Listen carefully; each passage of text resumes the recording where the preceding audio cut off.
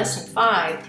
In this particular lesson, we're going to be looking at how to complete the shapes assignments. Now, the first shape assignment that you have has you follow a tutorial to make a candle. So let's walk through how to do that project step by step. Here's what your candle will look like when your project is finished. I'm going to take and select all of this candle and move it off of my workspace so that we can look at it as I go through this tutorial. So what I've done is I've selected everything, and I'm going to pick object and I'm going to group that, and I'm just going to pull that whole candle over here. Now it allows me to move it as one thing. So now we can take a look at what we're doing as we do it. Remember, the only thing that will show up in your project when you turn your work into me is what's inside this gray box. Excuse me. So let's begin making our candle by starting with a rectangular shape. We're going to make this the cylindrical part of the candle. Now, it's always easier to do this by creating shapes and then changing those nodes. So that's an awfully bright candle, but I can easily change my fill. And so I'm really not going to worry about that right now. Right now, I want to change my shape. So I'm going to click this Edit Paths by Nodes. And then I'm going to click this little figure 8 that says Convert Object to Path. Now I can change and manipulate all portions of this into the shape that I want.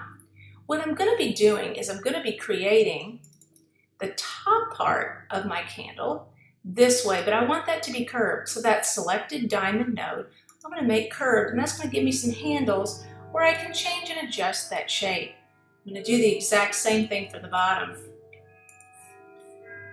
So I can pull that down and create a shape that looks like this. I'm going to take a look at my fill and stroke here because I want to make sure that I do have a line around it. It says that I do have a black line around it, so we should be able to see that, although I don't see it there. There, now we can see the line around the candle. I'm going to remove that line later, but I want you to be able to see what I'm doing with that shape. Now, the next thing that I'm going to do is create this area here, this kind of melted wax shape at the front. I'm going to use the Bezier curve tool for that, and I'm not going to worry about curves. I'm just going to click, point, click, click. I'm going to make kind of a zigzag shape here to indicate those different curves, but we'll be changing that very soon. All right, so now I've made that shape. I want to edit paths by nodes. I don't need to select the that same tool, that figure 8 thing, because I drew this shape. But I am going to take and curve these shapes here. And I think I may even curve in here just a little bit. Make this look a little more like some melted wax. Same thing for this one here. Now, I also could have selected every one of those. Let's kind of bring that down. And notice how on my example, this corner is actually down. So see, I can select that corner because I want it to sort of look like it's melted and turned over to the side here. Remember, you have to click on the line, okay? So to get it to move. All right, so that looks pretty good. So now I'm gonna fill that area with a color. I don't really want that. Let's start picking our colors for our candle. We can pick any color we want for our candle. They come in all colors. That one looks good. Let's now we're going to change and color the rest of the candle that same color. I can use the eyedropper tool and select that. So now it's all the same. Now I want to create this shadow area underneath the candle, and so I'm going to do that by selecting the wax layer that I created, and I'm going to, on my computer, do Control-C, Control-V, and it copies it.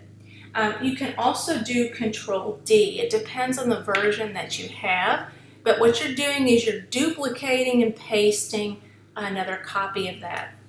Now, I'm going to color that a color for my shadow, and I can take and drag this here so I can create a shadow, or I can select something off of my color palette. And now I'm going to take and move that over here. I want to have that behind the other wax, so I'm going to go up to these arrange tools here, and I'm going to move it back 1. Now you can see that it's behind, but I don't want it to be exactly the same shape. I want it to have a little bit of variety, and I want to kind of ebb and flow that so it looks more like a shadow. So I'm just going to kind of stretch and pull this so that it looks like what I want here.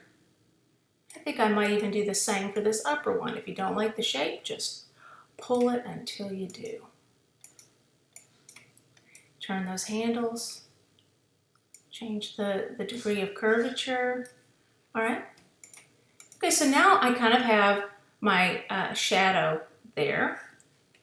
Now another thing that I want to do is I want to create a dark area inside to kind of create like the hollow of the candle. We're going to use an ellipse for that, and I'm going to just pull that ellipse and I'm going to position it on here. I might click again and rotate that so that it fits, because it's kind of slanted there. And I can actually take and move that back a few layers so that it just hides it behind and makes it have like a 3-dimensional shape there. All right. Now I also want to add some highlights to this. And before I do that though, let's get rid of the lines on the wax so you can kind of see the way this is going to look.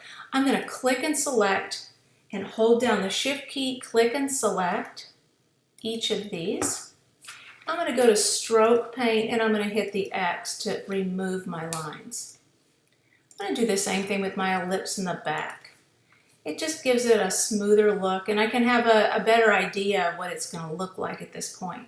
I'm going to leave the one on the candle for right now. Now, the next thing I'm going to add is some highlights, and I'm going to add those highlights in the same way that I did before. I'm going to click on this. I'm going to Control-C, Control-V to copy that.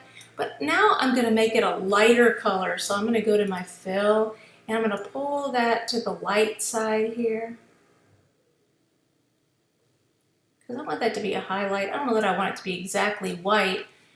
And I'm also going to change and resize that so that it just kind of fits over the top. Now I know that it doesn't look like that yet, but we are going to put another layer on top of that.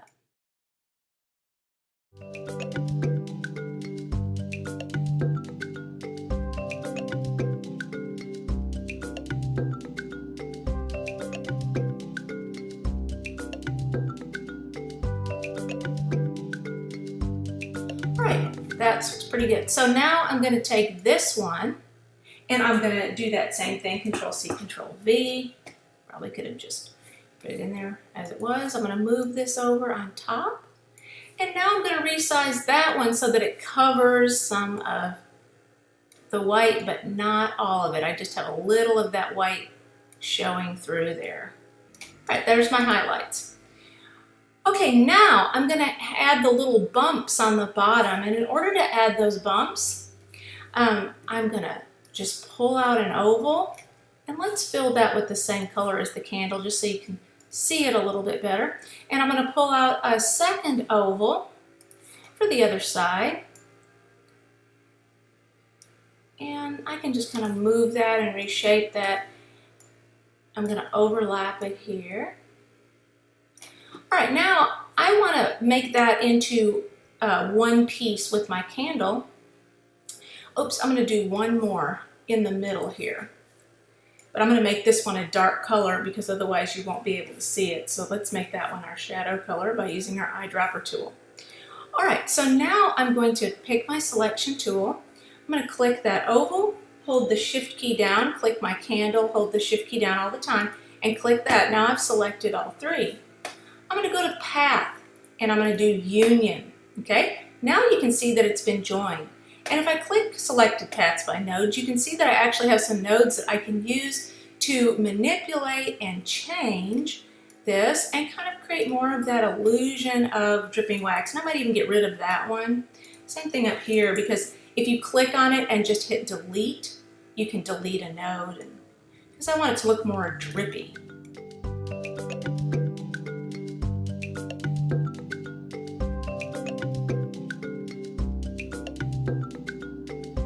there. All right, there we go. So that looks a little bit more like the drippy wax. Now I'm gonna add a second oval, but I'm gonna make this one the color of my candle because this is gonna be that lump that's in the front. All right, so I'm gonna move that down here so that's the drip that's facing us. At this point, I'm gonna go ahead and get rid of the outline on my candle piece. Oops, that wasn't what I wanted. Let's try that again. All right, so I'm gonna get rid of that, but I'm also gonna copy and paste it again. So Control-C, Control-V, or Control-D.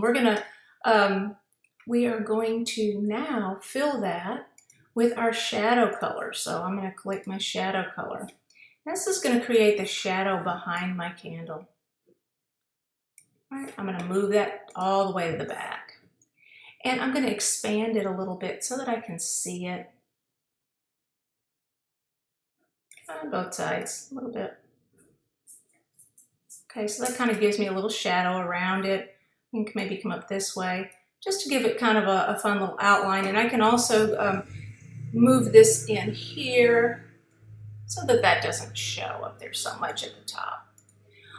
All right, same thing with our highlights like we did at the top, only this time we're gonna be doing it with our Bezier curve tool. And I'm just gonna click a few times. And now let me zoom in and let's take a look at that line that I've created. And we're gonna smooth that out and make it curved.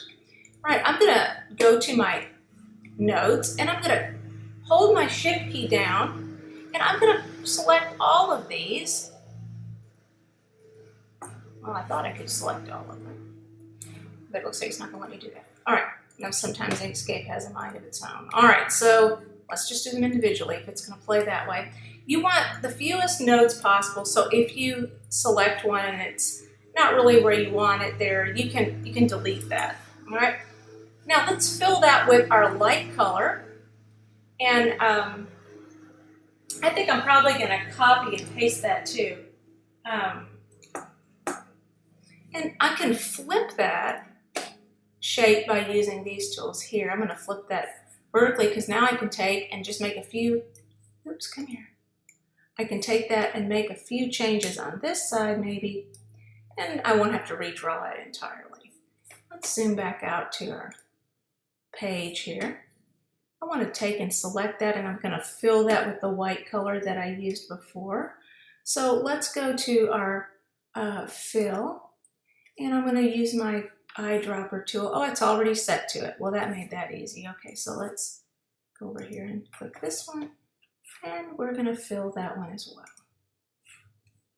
All right, and oh, I should have gotten rid of the lines while I was there. Stroke X. All right, now I can just take just create a little one like this, and all I'm gonna do with that one is squish up but I can just kind of squish a little oval there. All right, now for our wick, we're going to do the same kind of thing. We're going to click, click, click, click, click. All right, and let's fill that with a dark color. I'm just going to pick something off of my palette down here. A dark brown maybe, okay? I want to make that curved. So I'm going to select these and curve them. And maybe make that a little bit thinner so it looks a little more like a wick. And if it looks too big and I've done all this, let's select that again, get rid of this. If that looks too big, I can select it and I can reduce it and just make it a little smaller. I can kind of narrow it up there too if I want to. All right, now let's make our flame. I'm gonna, again, use my Bezier tool, but you know what? I don't know. I could draw it out with the Bezier tool, or I could just use a circle. Let's just go ahead and use a circle here. And I'm gonna, again, edit paths by nodes, convert it to path. And now I can kind of create a flame shape here. I'm gonna make this one pointed. Okay, so I can point that one up and I can sort of curve that in like that. Now I've got kind of a little flame. And I'm going to make that red. Now that thing is already selected there. Control C, Control V. I'm going to color this one orange, and I'm going to reduce its size just a little bit and move that little guy right up here. Maybe reduce it a little more. And then I'm going to do that again. And I'm going to color this one perhaps a light yellow color. All right, reduce its size even smaller. And if I want a little more variety to it so it doesn't look quite so even, I can always adjust those nodes and kind of come down here and give it a little bit different shape so it's not quite so uniform. Now I want to select all three of those. So I'm going to click, hold down my Shift key, click, click. Well, I say that's what I'm going to do. Sometimes it has its own ideas. There we go. All right. So now I have all three of them together. I'm going to group those by going Object, Group. And I'm going to move that group to the back. All right, so I'm going to move that back, and that's going to allow my wick to come forward, and I can adjust that over the top of my wick. In the next section, we'll look at how to make the candle holder.